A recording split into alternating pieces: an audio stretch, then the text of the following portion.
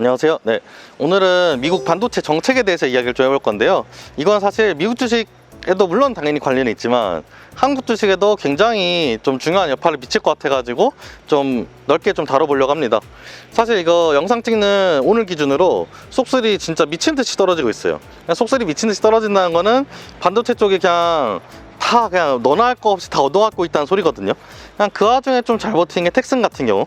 텍슨은 왜 그러냐면은 미국에 남아있는 몇 안 되는 파운드리 회사라서 어쨌거나 그냥 너나 할 거 없이 다 얻어갖고 있어요. 근데 이거 다 얻어갖는 게 너무 당연한 게 앞으로 중국에다 팔지 말래. 근데 중국이 솔직히 시장이 이따만하잖아요. 근데 이따만한 시장인데 여기다 팔지 말라 그러면은 누가 봐도 당연히 이거는 큰 악재란 말이에요. 근데 이거를 미국에서 경제 논리로 방어해 줄 거 같냐 물어보면 솔직히 거의 아니에요. 그냥 경제 논리로 방어된 내용이 아닌 게, 예를 들어 예전에 보면은 여러분 퀄컴이랑 화웨이랑 되게 비슷한 부분이, 퀄컴이 맨 처음에 군사에서 미군에서 수주를 받아가지고 이제 사업을 키웠단 말이에요. 화웨이도 똑같죠. 이게 왜 그러냐면은 안보나 통신 같은 거 있잖아요. 이런 거는 안보에 되게 직결되는 기술이에요. 각국 군대에서 시작되는 경우가 많아요. 그러니까 이거는 미국 중 가릴 거 없이 다 그래요. 그리고 이런 게 안보로 묶이면은 어떻게 하려고 그러냐면은 이쪽 헤게모니를 자기가 쥐려고 그래요. 그리고 남들한테 기술을 풀지 않으려고 해요.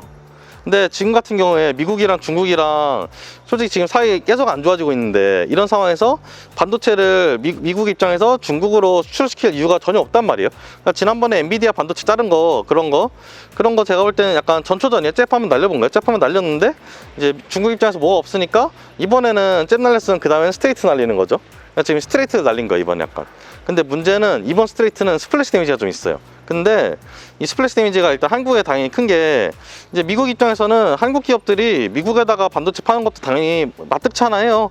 그러니까 당장 아침에 기사 떴던 게 그 KLA라는 기업이 있는데, 거기서 SK 하이닉스한테 우리는 니네한테 지금 제조 장비 같은 거 이제 더 못 팔게 됐다. 왜냐면 니네가 중국에 공장이 있기 때문이다 라고 대놓고 통보를 해버렸어요. 참고로 인텔에도 똑같이 통보했어요. 예. 그러니까 이제 그냥 진짜 다 적용되는 사안인데, 근데 또 다른 뉴스 어떤 게 떴냐면은, 이거 한국에서는 되게 좀 해피한 뉴스를 썼던데 절대 해피한 뉴스 아니고요. 어떤 뉴스가 나왔냐면은 SK 하이닉스랑 삼성은 1년 정도의 한시적인 유예를 주겠다.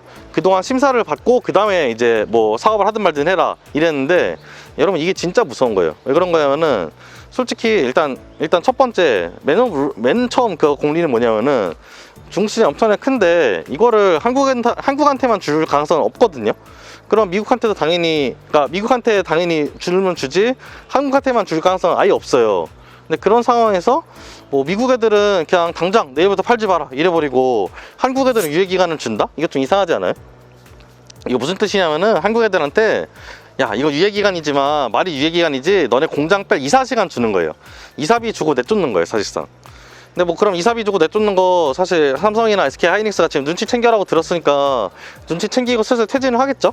근데 그거 자체는 제가 볼 땐 큰 악재는 아니에요. 그건 뭐 어쩔 수 없어요. 예상된 악재라서 생각하고, 그냥 여기만 있는 것도 아니에요, 그 악재는. 뭐 당장 테슬라도 똑같은 악재가 있고. 근데 어떤 게 제가 볼 때는 가장 좀 문제라고 받아들여지냐면은, 유예기간을 미국 애들은 안 주고 한국 애들은 줬는데 한국 애들한테 질서 있는 퇴진을 위한 시간을 준 거잖아요. 그러니까 방 뺄 시간을 준 거잖아요. 근데 미국 애들한테 방 뺄 시간 안 줬어요. 이것도 말이 안 되는 거잖아요. 그럼 이건 무슨 뜻이냐 하면은, 미국 애들한테는 미리 알려준 거예요. 미국 반도체 기업들한테는 미리, 야 우리 이런 거 할 거니까 너네 알아서 좀 눈치 챙겨 이렇게 해놓은 거예요. 그래서 먼저 기팀을 주고 얘네 다 빼니까 그 다음에 이제 한국 애들한테 한 거란 말이에요. 그럼 이게 무슨 뜻이냐면은, 원래 진짜 칩4 같은 그런 거 때문에 정말 똑같은 반도체 동맹이라고 였으면은 애초에 이런 말이 안 나오죠. 한 번에 그냥 다 빼라 그러죠. 그게 훨씬 임팩트가 크거든요. 근데 그렇게 못했죠, 이번엔. 이거 못한 거라고 전 봐요. 못했다는 가장 큰 이유는 못한 가장 큰 이유는, 지금 칩4라고 말은 하지만 거기 한국이 진짜 화학적으로 잘 결부되어 있는 게 아니라고 생각하는 거예요, 미국은. 지금 이거 어떻게 저는 판단하냐면은, 진짜 약간 예전에 6.25 전에 에치슨 라인 그어진 것처럼 반도체 생태계에 있어서 에치슨 라인을 약간 그은 게 아닌가? 라는 의식이 조금 들거든요. 그런 와중에 지금 뭐 양자 반도체, 제가 뭐 양자 컴퓨터 뭐 너무 미래 기술이라고 말했는지 어쨌거나 되게 유망한 기술인데, 이런 것도 바이든이 일본 가가지고 일본에다가 야 양자 반도체는 니네가 해라 라고 막 밀어주고 있단 말이에요. 이거는 그냥 에치슨 라인이랑 똑같은 거거든요. 근데 에치슨 라인은 이제 군사적인 라인이었고, 이거는 반도체적인 라인인 건데 사실 솔직히 큰 차이는 없어요. 제가 볼 때는 그래서 한국 반도체에 대해서 지금 이게 뭐 기술이 중요한 게 아니에요, 이렇게 되면은.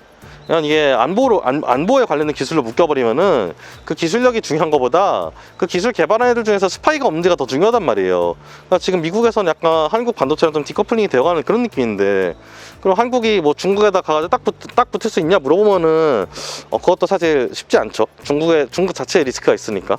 그렇기 때문에 지금 한국 반도체가 굉장히 지정학적 리스크를 정통으로 얻어맞고 있는 중이고, 이런 거는 그래가지고 원래 정부랑 같이 좀 협조가 돼가지고 이렇게 해야 되는데 지금 그러기는 쉽지 않죠. 언제나 쉽지 않죠, 그런 거는.